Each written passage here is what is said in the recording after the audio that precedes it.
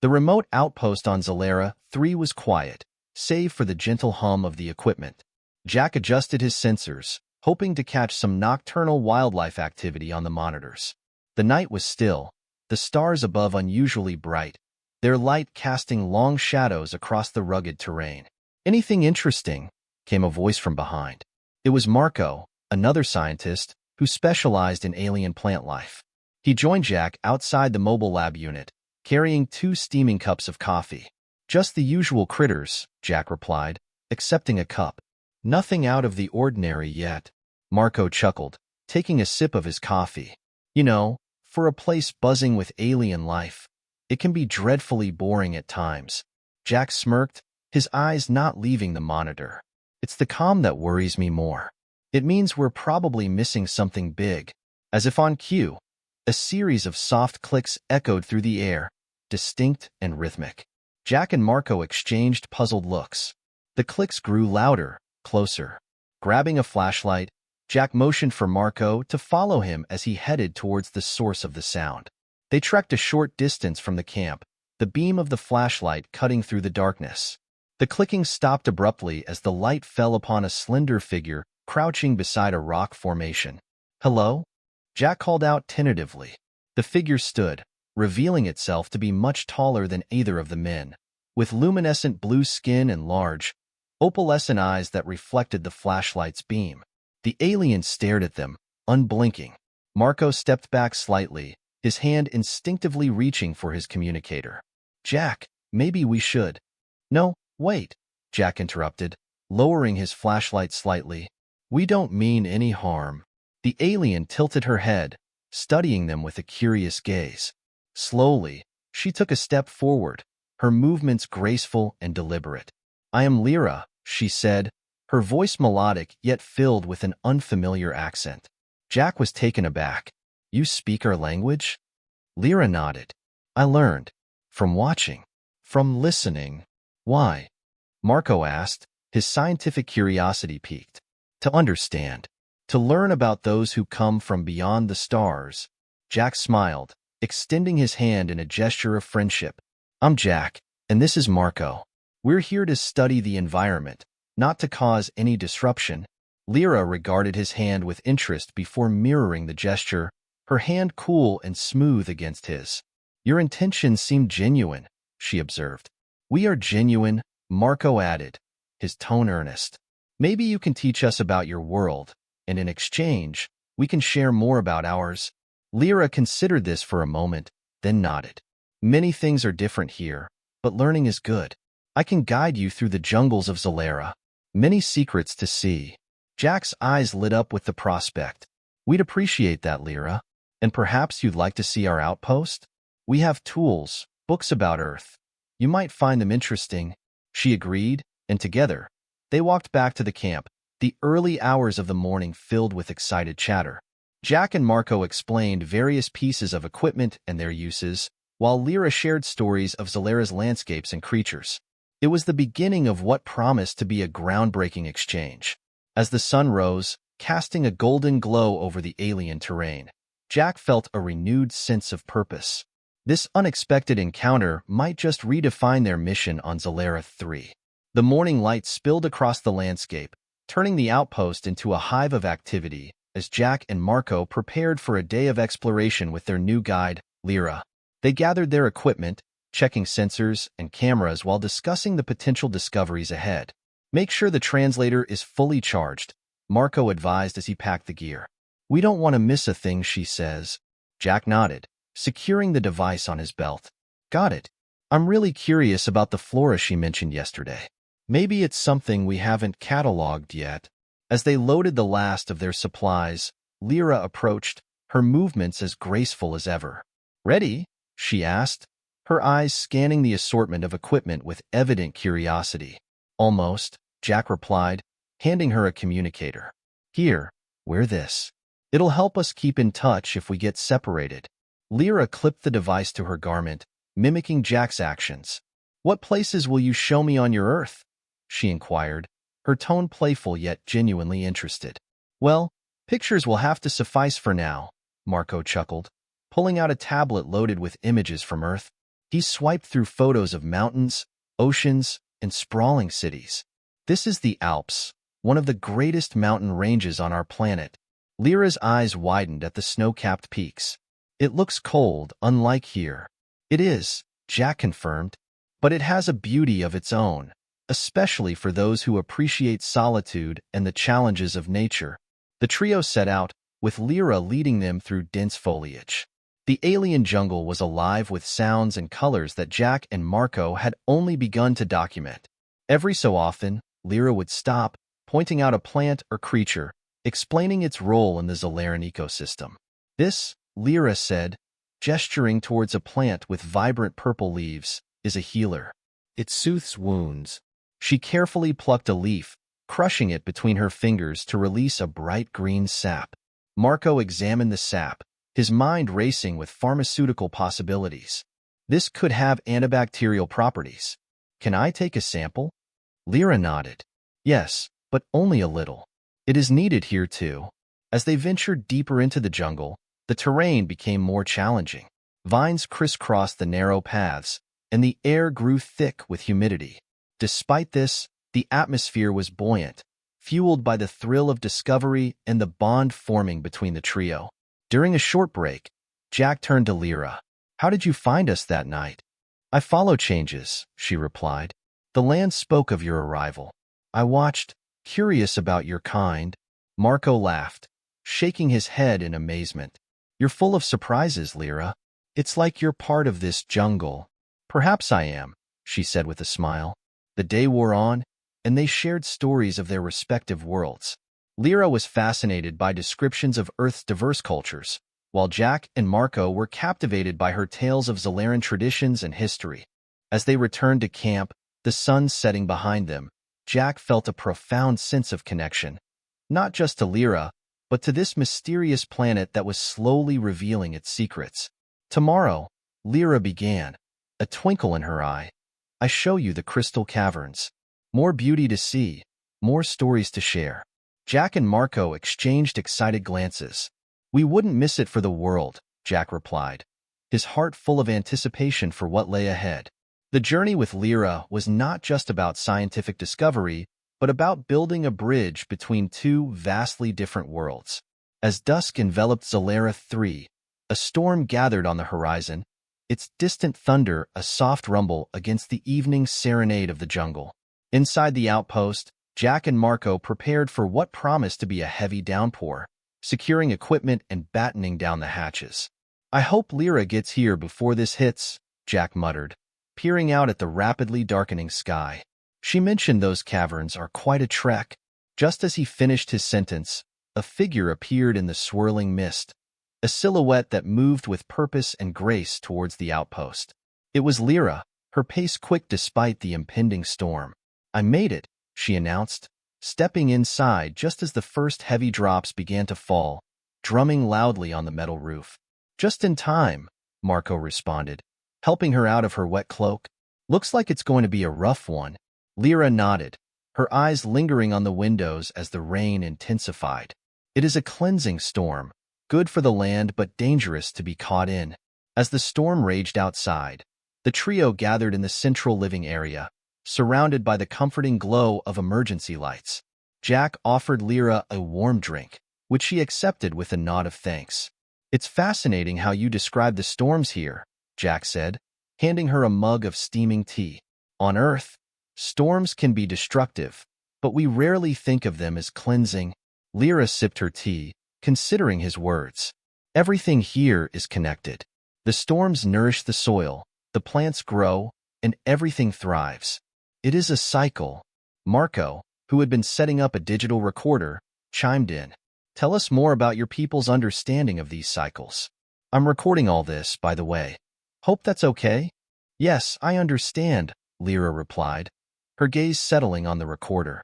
We learn from an early age to observe, to see the signs of change and respect them. It's how we survive and keep the balance. The conversation drifted from the environmental practices of Zolara to those of Earth. Jack and Marco shared stories of Earth's own natural wonders and environmental challenges, which intrigued Lyra. As kids, we're taught about the water cycle, how it supports life. but many of us take it for granted, Jack explained. It seems like your people are much more in tune with your environment. It is necessary, Lyra stated simply. We must be. But tell me, what of your families? How do you teach your young? Jack smiled, the topic shifting to something more personal. It varies a lot, but generally, education is a big part of our lives. Kids go to school, learn about the world, and hopefully, come out ready to make a difference. And love? Lyra asked quietly, her eyes reflecting a deep curiosity. How do humans teach about love? The question caught Jack off guard, and he paused, searching for the right words. Well, it's complicated. Love isn't taught in schools. It's something you feel, something you experience. It's about connection, care, respect. The room fell silent, save for the sound of rain pounding on the structure. Lyra seemed to ponder his words, her expression thoughtful. Marco broke the silence with a light-hearted remark, and sometimes, it's just about finding someone who can put up with your quirks. Lyra laughed, the sound mixing with the rain's rhythm. I see. It is both simple and complex. Yes, exactly, Jack agreed, pleased with the turn of conversation. Speaking of connections, how do your people view relationships? Is it similar? In some ways, yes. We bond for life and believe each connection strengthens the community, Lyra explained, her voice soft. But we choose carefully because the bonds are meant to last. The discussion deepened, drifting into topics of philosophy and belief, each sharing their perspectives and learning from the other. The storm outside seemed to mirror their dive into deeper understanding, a tempest of ideas and revelations. As the storm finally began to wane, leaving a calm stillness in its wake, Jack, Marco, and Lyra felt a newfound respect and understanding for each other. The night had not only bridged their knowledge but had deepened their friendship, each feeling more connected to the other than before. The morning after the storm, Zalaira 3 seemed reborn, awash in brilliant hues and dripping with vibrant life. Jack and Marco stepped outside the outpost, breathing in the fresh, clean air. Lyra joined them, her face reflecting the lightness of the day. Everything looks so alive after a storm, Marco commented, scanning the lush landscape with his camera. It is the gift of the rains, Lyra replied, leading them toward the jungle. Come, there is much to show you today. As they walked through the rejuvenated forest, Lyra seemed more contemplative than usual. Jack noticed her occasional pauses, her gaze lingering on the path ahead. Is everything okay, Lyra? He asked, concerned.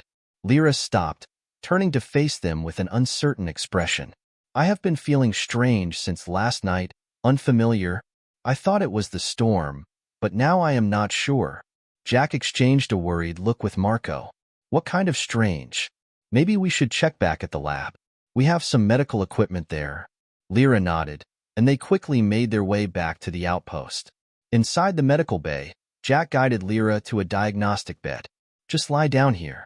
We'll run some basic scans, see if anything shows up. Marco manned the equipment, his fingers deftly adjusting settings. The scanner hummed to life, casting a soft blue light over Lyra. After a few minutes, the machine beeped, signaling the end of the scan. Jack and Marco reviewed the results on the digital display, their expressions growing increasingly puzzled. What is it? Lyra asked, sitting up with concern. Jack hesitated, searching for the right words. Lyra, the scan. It shows that you're pregnant. The silence that followed was heavy with shock. Lyra's hand flew to her mouth, her eyes wide with disbelief. Pregnant? But how? Our species are so different. We thought the same, but it seems there's more in common biologically than we realized, Marco added, his tone scientific yet gentle. Lyra looked from Marco to Jack, her mind racing. This is unprecedented. I do not know what this means for us. My people, your people? Jack stepped closer, offering a reassuring smile. We're here for you, Lyra. We'll figure this out together. The rest of the day was spent in discussions and planning. Lyra, still in shock, had many questions about human pregnancy, which Jack and Marco tried to answer with the knowledge they had. We have records and books on human pregnancy and child-rearing. It's not the same, but it might give us some clues, Jack suggested, pulling up data on a screen. Marco chimed in.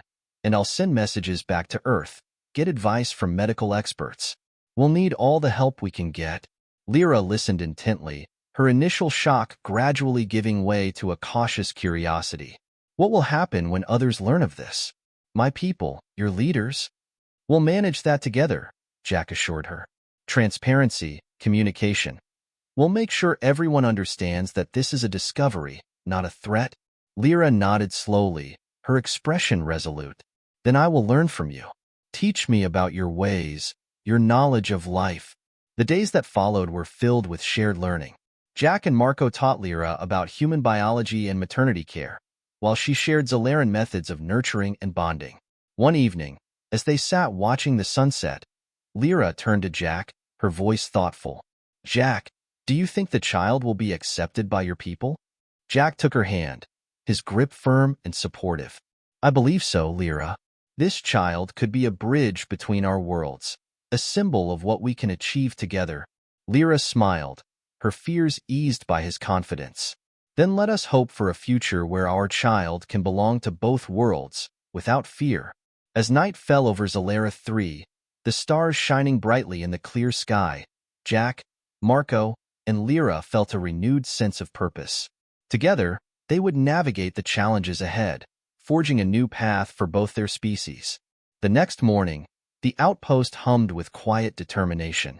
Jack and Marco busied themselves organizing supplies and equipment, preparing for a journey to Lyra's village. Lyra stood by, her expression calm but her eyes betraying a hint of worry. "You're sure they'll listen?" Jack asked, breaking the silence as he checked his backpack. "Your people, they'll understand what's happening." "They will listen," Lyra replied. "But understanding may take time. This has never happened before. They will have questions, as do I." Marco glanced up from packing a medical kit. "And they won't see us as invaders or intruders?" Lyra shook her head. "No, I will speak for you. My people trust me." Jack nodded, slinging his pack over his shoulder. "Then we'd better get going. The sooner we reach your village, the sooner we can start answering those questions." The journey was arduous, the jungle dense and teeming with life. Lyra led the way with ease, her familiarity with the terrain evident. Jack and Marco followed, their boots crunching against the soft undergrowth. "This place is incredible," Marco remarked as he paused to snap a picture of a glowing, mushroom-like plant. "Everywhere you look, there's something new.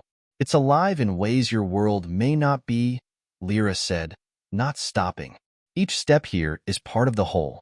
You cannot see it all at once, but it is always connected." Jack smirked, adjusting the strap of his pack. "You make it sound like the planet itself is alive." "Perhaps it is," Lyra replied, glancing back at him. "And it watches us as we watch it." The group continued in companionable silence for a while, the sounds of the jungle enveloping them. Occasionally, Lyra pointed out a plant or creature, offering bits of insight. Jack and Marco listened intently, their scientific curiosity blending with a growing respect for her world. By mid-afternoon, they reached a clearing where a wide river shimmered under the sunlight. Lyra paused, her gaze sweeping the area. "We must cross here. My village is on the other side." "Great," Marco said, eyeing the river warily. "I didn't pack for swimming." "There is a way," Lyra assured them, leading them to a cluster of large, leaf-like structures growing near the riverbank. With a few deft movements, she twisted and folded the leaves into small rafts. "Impressive," Jack said, watching her work. "You make it look easy." Lyra smiled faintly. "It is a skill we all learn. You will too." The crossing was smooth, though Jack couldn't help but glance nervously at the water below, where glimpses of shadowy forms moved. Lyra noticed his discomfort and reassured him. "They will not harm you. They are curious like you." Once across, they resumed their journey, the forest growing denser until it opened into a vast, hidden valley.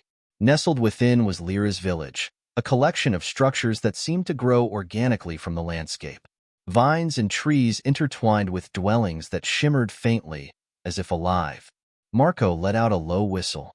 "This is incredible." Lyra motioned for them to follow closely. "Stay with me.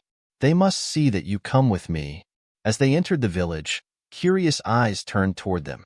Lyra spoke in her native tongue, her voice calm and steady, addressing the gathering crowd. Jack and Marco stood silently, their hands at their sides, careful not to make any sudden moves. After a tense moment, an elder stepped forward, their features weathered yet strikingly similar to Lyra's.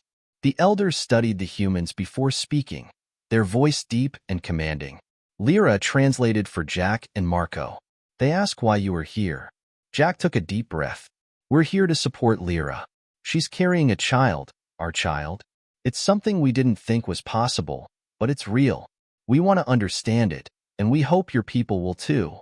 Lyra relayed his words, and the elder's expression shifted, a mix of surprise and intrigue.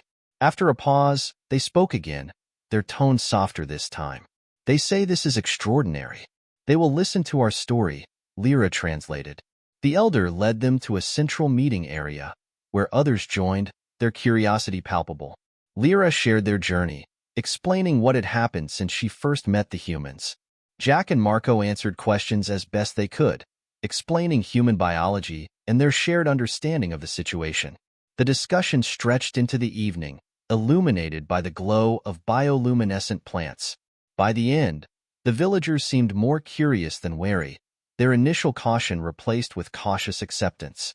As the meeting concluded, the elder addressed Jack directly through Lyra. They say you must stay here for a time, to learn. Only then will they decide what this means for all of us. Jack nodded. We'll stay. Whatever it takes to help Lyra and the child. Lyra looked at him, her expression a mix of gratitude and relief. Thank you, Jack. Thank you, Marco. This will not be easy, but together we will learn. The night in the village was calm, the air filled with unfamiliar yet soothing sounds. As Jack lay in one of the guest shelters, he stared up at the star-speckled sky, his mind racing with the possibilities of what this newfound connection might mean. For them, for the child, and for their worlds. Jack and Marco awoke to the gentle hum of activity in Lyra's village. The air was crisp, filled with earthy scents and the faint aroma of something sweet cooking. As they stepped out of the shelter provided for them, they were greeted by Lyra, her expression calmer than it had been the night before. The elders want to show you our traditions today, she said. It is important they see your willingness to learn. Jack adjusted his pack, a mix of curiosity and nerves in his eyes. We're here to understand. Let's do it. Marco nodded in agreement. As long as it doesn't involve us eating something alive. Lyra laughed softly. You may find some things unusual, but nothing will harm you.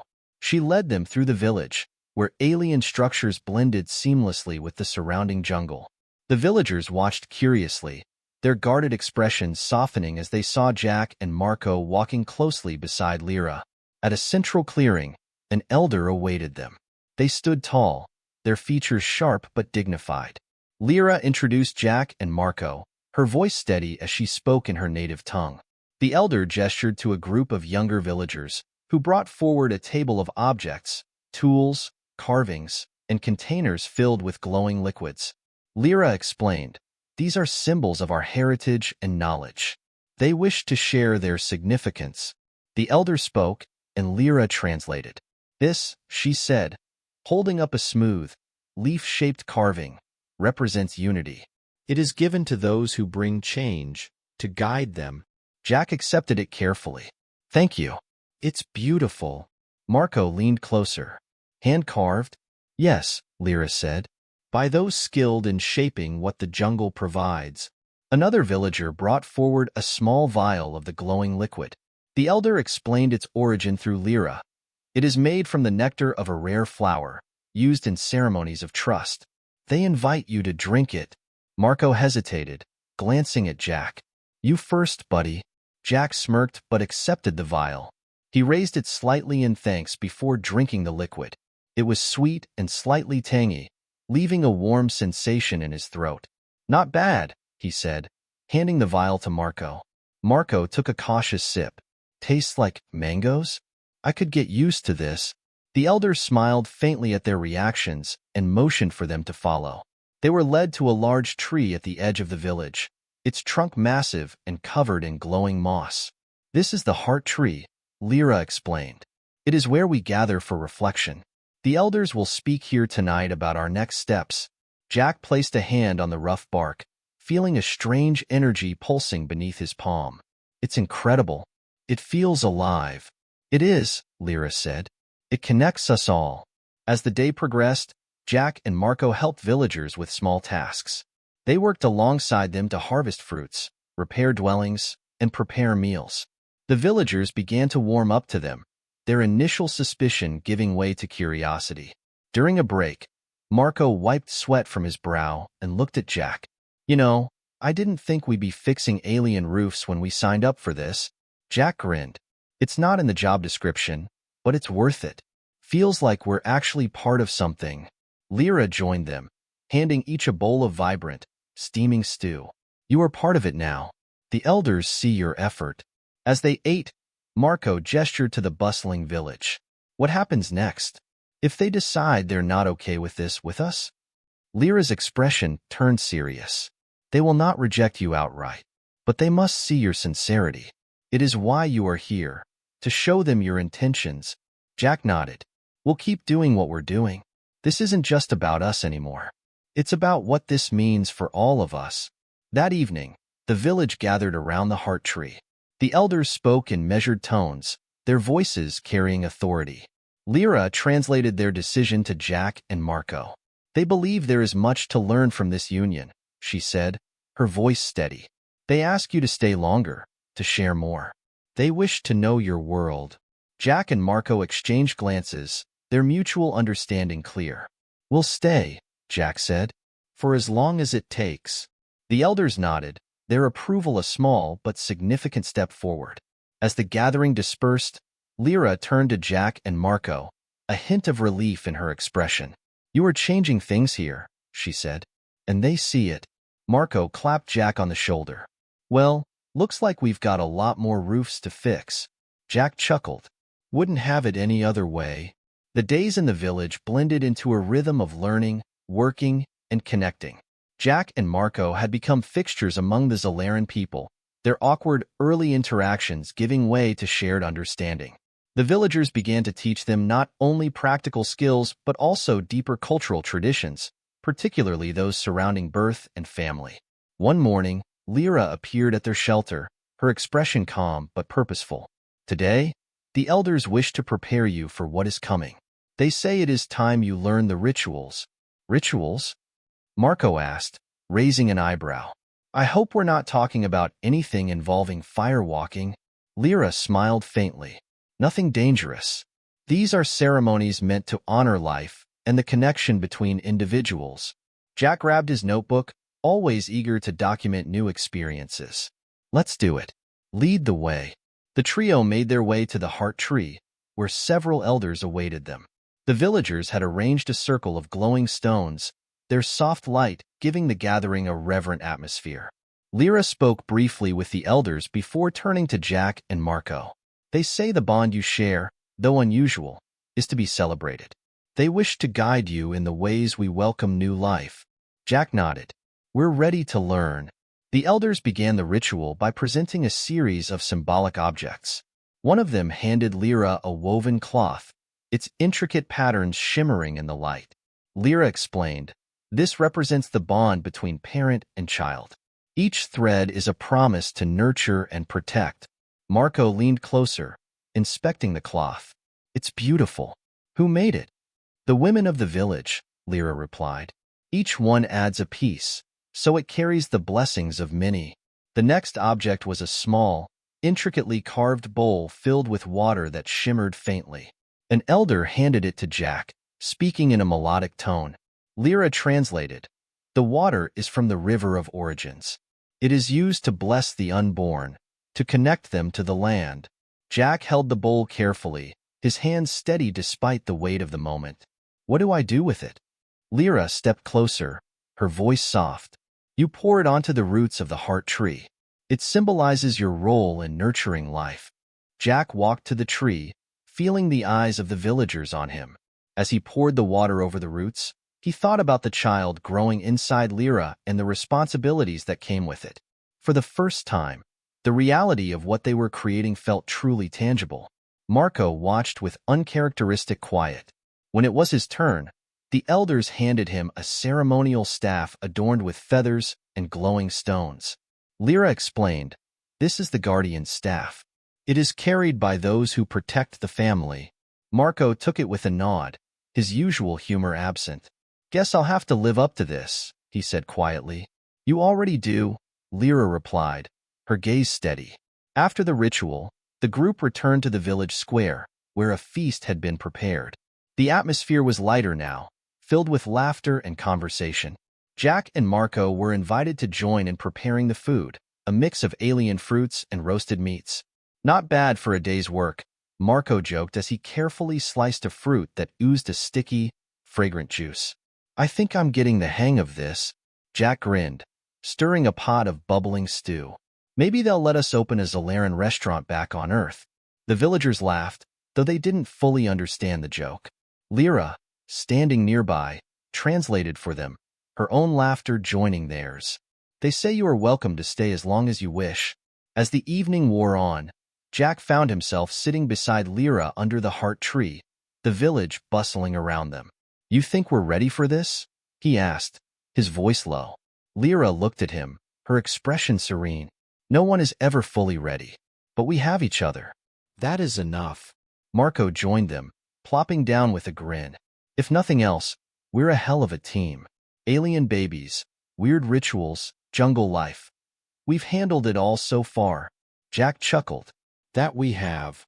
The three of them sat in silence for a moment, the glow of the village lights reflecting in their eyes.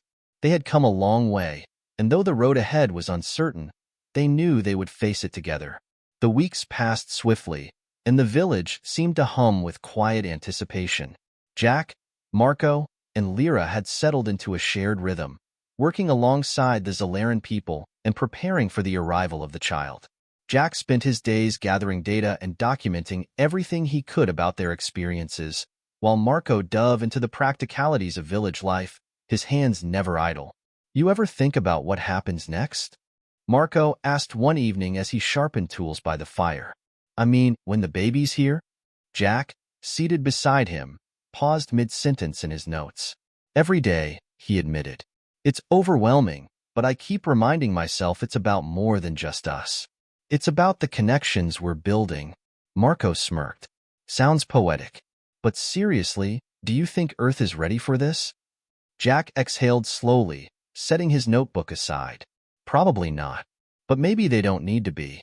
Maybe it's just about taking the first step and letting the rest figure itself out."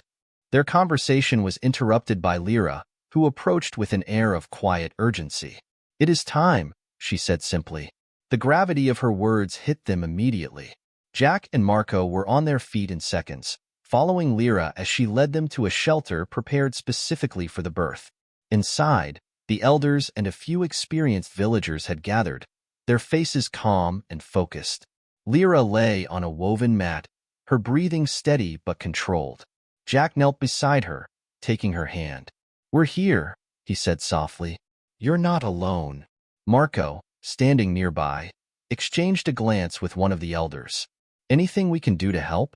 The elder nodded and handed him a bowl filled with a glowing green liquid. "Heat this over the flame," Lyra translated. "It will soothe her." Marco sprang into action, carefully tending to the task. Jack stayed by Lyra's side, his heart pounding as the reality of the moment washed over him. "Jack," Lyra whispered, her voice filled with both determination and vulnerability. "I am afraid." He squeezed her hand, his voice steady. "You're the bravest person I know. We'll get through this together." The hours stretched on, and the room filled with the quiet murmurs of the villagers and the rhythmic sounds of Lyra's breathing. Jack and Marco worked tirelessly, supporting the elders as they guided the process. Every task, no matter how small, felt monumental. Finally, as dawn broke over the village, the air was filled with a new sound, a soft, wailing cry. Jack felt his breath catch as he looked at the tiny, luminescent being cradled in Lyra's arms. The child's skin glowed faintly, a perfect blend of human and Zolaran features. "It's amazing," Jack said, his voice barely above a whisper. Marco leaned over, his usual humor replaced with awe. "Kid's got your nose, Jack." Lyra laughed softly, tears streaming down her cheeks. "She is perfect." The villagers gathered around, their expressions filled with wonder as they welcomed the new life. The elder stepped forward, placing a hand on the child's head and speaking solemnly. Lyra translated, her voice trembling with emotion. "They say she is the bridge between our worlds. She carries both of us within her." As the day unfolded, the village erupted in quiet celebration. Jack and Marco found themselves at the center of it, overwhelmed by the warmth and acceptance of the Zalaran people. Later that evening, as the three of them sat under the heart tree with the baby nestled in Lyra's arms, Marco broke the silence. "Well, guys, we've officially made history." "No pressure or anything," Jack chuckled, the weight of the moment balanced by his gratitude for the journey they'd shared. "It's not about making history," he said. "It's about building something that lasts." Lyra looked at both of them, her expression filled with quiet determination. "Then we will build it together." As the stars sparkled above, the three of them sat in contentment, knowing their journey was only just beginning. But they would face it as a family, stronger for the bonds they had forged.